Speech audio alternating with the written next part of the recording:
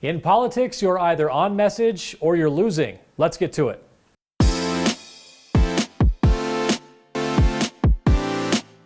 Welcome to On Message, our weekly look at where the battle lines are drawn and who is winning the ever-important war of words. This week, big speeches. We've got the opening remarks in both chambers of the state legislature and the State of the State address and the presidential inaugural address. Now, these types of speeches really fall into two different categories, and watching them, you should know what kind of speech you're really looking at. An inaugural address is more inspirational. It's about bringing people together after campaigns divide us, and it's about reminding us all of what we can accomplish together. Now, on the flip side, the remarks from the governor, the Senate president, and the Speaker of the House, those are typically more agenda-driven. They outline the issues and work that needs to get done over the next several weeks. On Tuesday, the legislature opened its 45-day grind, and here's what stood out to me from the opening remarks in each body. In the Senate, President Stuart Adams highlighted education as a spending priority while championing a forthcoming tax cut. He made specific mention of Utah's nearly $1 billion surplus in one-time funds, comparing it to California, which went from projecting a $5.6 billion surplus to having a $54 billion projected deficit. That's a big change. President Adams grabbed headlines by calling for the vaccine age to be lowered from the age of 70 to 65, noting that even before the COVID vaccine began to be distributed, Utah had the nation's highest survival rate at 99.55%.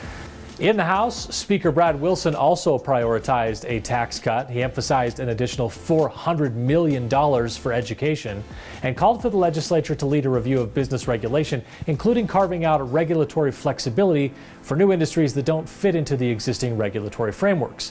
Now, the Speaker built his remarks around what he feels is a moment of great opportunity for our state. He outlined his three pillars for the session: broadening economic success, investing in infrastructure, and extending opportunity to all. But one of the biggest ovations came when he took a strong position on the emergency powers. We need an exhaustive effort to review and to update our plans and procedures for navigating an ongoing crisis like a pandemic. During this session, let's provide clear direction on what constitutes an emergency, what authority that triggers, and how long it should last. No emergency should usurp the power of the people, nor should it dismiss the need for transparency and accountability for actions taken in times of crisis. One thing to keep in mind whenever you're giving a speech: know your audience. The separation of powers is important to all three branches of government, and telling the House that you want to make sure they aren't sidelined indefinitely during an ongoing crisis, that was what you call a surefire applause line. Now, in full disclosure, we're recording this message a few hours before Governor Cox gives his first State of the State address, so more on that speech next week. On the national scene, President Joe Biden took the oath of office, and in one of the easiest inaugural themes to choose ever, he highlighted the need for the nation to come together. This particular section of his remarks stood out to me as the most impactful. Because here's the thing about life: there's no accounting for what fate will deal you. Some days, when you need a hand. There are other days when we're called to lend a hand. That's how it has to be. That's what we do for one another.